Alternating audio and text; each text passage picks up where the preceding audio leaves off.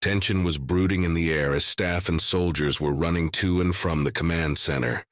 We still had power and could communicate to every hunter commander within the town and the squads prowling around the outskirts. My nephew was almost back to us, and Drekarn was heading to the landing zone to pick him up. I didn't want to go into orbit without my family and Zythor, who is probably still oblivious to all the noise happening outside. I felt tired. My eyes were having a hard time keeping themselves open. The ever-encroaching feeling of closing my eyelids and falling into deep sleep was oh so tempting. I could not. So I took a good swig of my caffeinated drink and continued to look at the 3D holographic map of the town. The entire settlement stood on 2 levels, the lower, which was used for workplaces, electric stations, industrial complexes, and so forth, with tubes and elevators connecting to the ground. The upper floor was used as residential areas, shops and such, as well as its spaceport and airport, which took almost a third of the upper floor. I glanced over the defended warehouses in the spaceport, for that is where we keep our cargo, and we don't want to lose it. The tree buildings of the upper floor were all connected by sturdy bridges made of plant fiber and steel, which could take on some serious load. Many garden squares and weaving pathways led between the wide bridges, which make the entire structure of the town look like a giant 2-layered cake with a maze on top and through it. 3 entryways were present to go from the lower floor to the top and were, after seeing the enemy we now faced, destroyed to limit their entry points to the upper floor. I saw blue blips on the map that showed gun emplacements along key roads and choke points. Anti-air rocket pods and laser turrets were placed at key locations to provide as good of an air cover as possible, and hovercrafts were being used as a rapid response force as they were centered in the middle, ready to be deployed in any direction of the town. The HQ is to the western side, close to the center and not too far from the spaceport to the south. Good location for defense and quick escape if needed. I could watch and control the flow of battle from here without trouble. Operator, how long until Chief Claw Drekarn and his son arrive? I asked with a stern voice, full of authority as to not betray my subordinates that I was feeling nervous. They should arrive here within 5 minutes, answered the operator back. Good. I feel a lot more confident with my brother by my side, as well as making sure that they are both safe. I thought in silence. The space shuttles are primed as well, so if we need to make a quick getaway, we can... You can never be too careful when facing an unknown enemy. I continued internally. I wonder who or what they are. Perhaps they are secret Illyrian weapons, or some sort of mercenaries. Who knows, but we are as prepared as we can be. Let's see if this enemy even dares to attack us. I will. Hi, Chief, we are getting a video call from the northern outpost. It is from Master Tracker Morgan, the operator exclaimed excitedly. That is strange. We lost contact with them when we got jammed. Patch him through, I ordered, my mind wondering how he got through. The screen flashed on, and in front of me stood a warrior, fully clad in a pitch-black armor with glowing blue eyes that were fixed on me. I stood frozen in place. My blood felt cold. The feathers on my head stood on end, and I couldn't mutter a single word. Greetings, High Chief Vorakar, came from the warrior, its gaze ever fixed on me. I am the leader of the so-called shadows that have been terrorizing your troops. Is your nephew all right? He said with a cold, even tone, tilting his head in what felt like mocking amusement. The eyes glowed from behind the visor. They almost felt like the flickering flame of dead souls. Why have you done this? Why do you hunt us? I finally asked, not caring for the slight shakiness in my voice as every eye in the command center was fixed in fear on the screen. That is a very stupid question, why would we not? He answered, as if I asked a question to the most obvious answer there is. You attack our allies, we go and help them, simple as that. He finished with a casual shrug. My mind raced at that answer, of course, the only sapient species who joined the Illyrians in the war, That's right, we are the Terrans, the warrior said. Now his visor was off and his black pearly eyes stared at me with a wide grin of unnaturally white teeth that sat on gray, ashen skin. My mind was in turmoil. How did the Terrans get here so fast? How did they get soldiers through the blockade? How are they decimating my men like they are a group of Grunak being picked off for slaughter? Why does he look like that? The Terrans are supposed to look like soft pink bipedal flesh sacks, not like this. This warrior looked like he came from the very underworld itself. "But why are you calling me personally?" I finally asked as I managed to get my nerves and mind under control. "You have no reason or gain by talking to me like this," I continued, curiosity now rooted in my mind besides the fear. "I wanted to see what kind of being you are before I come and drag you away to our ship alongside your family and your fat slave dealer friend as well," he said in an even, emotionless voice as his cold, calculating gaze dug holes into my skull. How much does he know about me? About the structure of our society? I felt danger just being in his presence. "And what do you see?" I finally asked after an uncomfortably long pause. "I see a soldier of ambition yet lacking it. You like authority and use it to live in luxury. You have grown complacent with your own status and power. Honestly disappointing." He sighed. I would have wanted an alien with more drive as my first prisoner. He finished with an icy smile. My body shuddered. Was I simply a toy to him? No, I refused to be a simple hunt. I steeled my nerves as best I could and looked him in the eyes. "Come get me then," I semi-shouted with venom in my voice. "Let's see if me and my men won't kill you first," I continued, feeling more calm and assured of myself now. "Oh, the old lizard has a bit of bark in his voice." The Terran spoke with an evil grin now plastered over his face. "I will enjoy this more now. We were going to finish your forces fast, but now I will make sure my men take their time killing every single soldier of yours.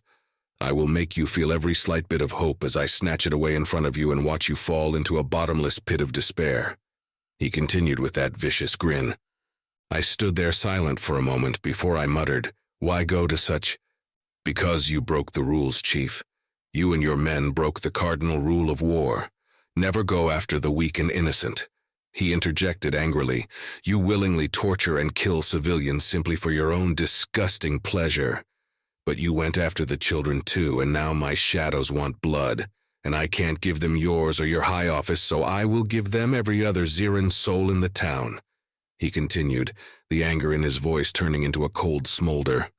"Tonight, High Chief Vorakar, I will make you feel some resemblance to the pain you inflicted upon the helpless Illyrians," he said finally without an emotion in sight, and his visor slid back down, and those eerie blue eyes stared at me again. "I'll be seeing you soon," came the semi-robotic voice from the warrior as the video call ended. The room was silent. Everyone was too shocked and dumbfounded to really say anything. I too didn't really know what to do. But on cue, my brother came in with my nephew in tow. His head was down between his shoulders. Evidently, he had an earful from his father and looked thoroughly defeated. "Hi, Chief, are you all right?" my brother asked, as he looked upon me with surprise as I probably looked quite shaken right now. "Not quite, Chief Claw. The so-called leader of the Shadows had a chat with me," I said with a faint smile. I promptly told my brother the entire conversation I had with the Shadow Leader, the fact that they are Terrans, that they despise the use of slaves, that they feel unbridled anger at the sight of us beating our property, especially the young ones. "But we are the victors. It is our right to do what we want with our prisoners," Drekarn spat in anger. "Yes, Chief Claw, I feel so too, but that is apparently not how they operate," I said back, confusion still lingering in my mind. "So what is the plan now?" my brother asked in a hushed tone. "We will see how the enemy operates and defend against them here. If they begin to overrun us, we will use a hovercraft to take us to one of the shuttles and go into orbit. There we will ask the fleet for help to find and obliterate these pesky Illyrian sympathizers," I confirmed with a steeled expression. Drekarn nodded in agreement. "A good plan, High Chief. Figuring out how the enemy will act is a vital thing to know. We must record." His speech was cut off by a sudden static in the speakers and flickering of the lights, and suddenly the center table holographic screen lit up, and 5 Zyran children in some sort of white gowns stood in a line on a grassy field with flowers darted around it. They had very disturbing smiles on their faces, and it seemed like they were looking straight at us. A slow, eerie melody started to play in the speaker system around us as the children on the screen started to sway from side to side, their gowns swaying in a slow motion, and they began to speak. From the shadows deep where darkness thrives, their baleful gaze, 1,000 eyes, the creeping chill, the silent dread, as shadows weave their path ahead. We stood there listening in silence as these children spoke in perfect Zythor, their smiles becoming unnaturally elongated. Through whispered winds the echoes sigh, a haunting call, a mournful cry. The night descends, the darkness looms as shadows dance in ancient tombs. The eyes of the children began to bleed as they glowed now in a blue hue. I saw my nephew shudder as he looked upon them. I called the staff stationed closest to me. "What is happening here?" I asked as a shiver rolled over my scales. "I don't know, sir," the operator responded in fear. "This video is being broadcasted throughout the town." He continued with wide eyes as more screens flickered in. Live footage from the security cameras of the town popped up and showed the soldiers being distracted by the audio and commercial screens in the town. Beware the night where shadows play, for in their depths the Terrans sway. Their reign of terror, swift and grim, as shadows close, the lights grow dim. The security cameras all zoomed in at the same time, showing blue pairs of eyes hidden in the shadows looking ever so still at the distracted soldiers. "Call every commander on the field. They're already here," I yelled at the operator, fear filling my mind as I watched more blue eyes appearing on the screen. "Sir, I can't reach out to anyone, it's just coming up as static noise." The operator answered back hurriedly. As he said that, the children in the field started to giggle, then laugh, as the field they stood upon started to fade into black, until only their faces and upper body were visible among a sea of darkness. They abruptly stopped laughing, their blue eyes now shining brighter, and they whispered, "We are already here, run little lizards, run!" The screen turned black as the video ended. "No," I managed to whisper as every security feed was now showing abrupt chaos. Every screen showed terror-ridden Zythor soldiers trying frantically to fight invisible enemies. Shadows with blue eyes darting around so fast they were simply a blur, rendering limbs and heads from any unfortunate legionnaire that stood in their path. This wasn't even a battle. This was a one-sided massacre. We had no chance from the beginning. "We must get out of here and head to the shuttle," I said in a hurry to my brother and nephew. No, they will catch us if we go out there." Sarnak stuttered as he was barely keeping himself standing by holding onto a rail. I walked up to him in anger and slapped him with the back of my hand. "You are a proud member of House Drakorin. We should not cower before an enemy, but we need to retreat, gather our forces, and retaliate at a later date. Now get moving," I commanded as I stood over him, my chest high and head feathers puffed. He begrudgingly stood at attention, and we headed to the entrance of the room. I turned around and told the operators to evacuate as well. They are useless here since the command center has been compromised. I exited the center and went straight for Zythor's quarters, since I've heard no answer from him. I banged loudly on the door to his room a few times. "I am quite busy here, come back later," came a shout from the other side. "This lustful fat sack of scales, I'm here to get him out of here." I thought angrily as I kicked in the door. It came ajar with a loud crack, and there he stood, butt naked beside the bed, a whip in his left hand and 2 chains connected to custom-designed collars that neatly fit around the necks of the 2 kneeling Illyrian women. Their clothes were torn and tattered. Whip marks could be seen through their feathered body by the small streaks of orange blood. "Oh, hi, Chief Vorakar. What brings you here at this hour?" he asked bashfully. "You imbecile, are you deaf? We are under attack and need to get out of here now. We are being overrun." I yelled in frustration as I pointed to the window. Shots from laser fire were everywhere, and only the faint light from the lampposts lit up the town. "Now get dressed and let's get going. We must get out of here before they—" I commanded before the window suddenly shattered, and standing in the faint light of the room stood a shadow soldier. His pale blue eyes surveyed the scene in front of him. He stared intensely at the 2 Illyrian women before tracing the chains from their neck to the hands and then the face of Zythor, who was struck silent with fear. He shifted a bit and the mist around him vanished, and before me stood a soldier in black armor with 2 pointy ears sticking out of his helmet. Who are you? What are you?" Zythor muttered, fear written all over his face. "I am the night, I am justice. But tonight I am vengeance." The Terran spoke in a growly robotic voice as two other shadows appeared beside him. I looked at my belt and only saw my sword. I didn't have a pistol. Curses. It's back in my quarters. I turned my gaze towards the Terrans, then at Zythor. I turned around, then started sprinting down the corridor to the main entrance. I glanced back behind me and saw nothing. No one was following me. I turned the corner and ran down a large flight of stairs that got me to the main entrance door. It was open and I saw my brother, nephew, and 4 soldiers standing by the hovercraft outside, their gazes switching rapidly between every dark corner. I stopped just outside the doors to catch my breath. "Brother, where is Chief Claw Zythor?" Drekarn asked impatiently. "Dead or captured?"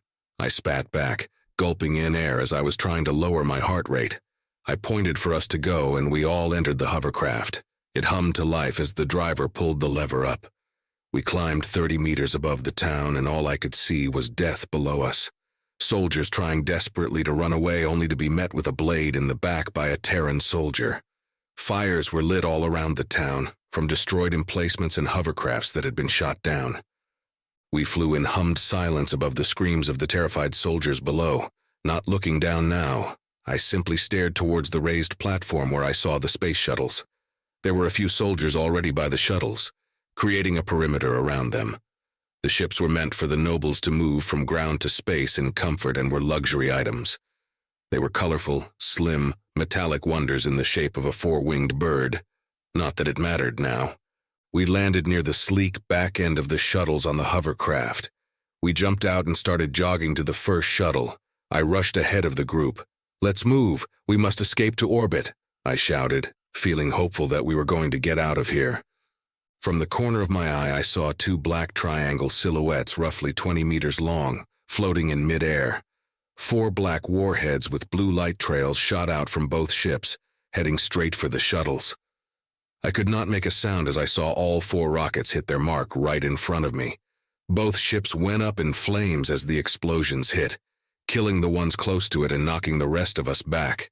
I hit my head on the ground and darkness surrounded me. It felt like only moments passed as I sat back up. I rubbed the back of my head with closed eyes. As I opened them, a figure stood in front of me. It was the Terran commander, his black eyes fixed on me as he stood crouched less than a meter in front of me with his hands resting on his knees. A cold, satisfied smile was sitting on his face. "I told you that I would see you soon," he said while slowly nodding his head. "You almost got away, didn't you? But so close," the Terran continued mockingly. "You fiend! You toy with us like prey!" I muttered between gritted teeth. I took a breath to steady myself as I grabbed for my sword. It was still there. I drew it from the scabbard and swung it towards him. He stood there and within a fraction of a second grabbed my hand without moving from his spot, like grabbing a toddler's hand that is doing something bad. I could not resist as he simply took the sword from me and threw it to the side. "Now then, High Chief Vorakar, you are hereby placed under arrest and will be placed in a holding cell aboard the Raven Division's flagship, the Obsidian Sentinel. Have a nice nap," he said with a neutral expression as I felt a sharp pain on the side of my neck. The world seemed to wobble as darkness encroached on me yet again.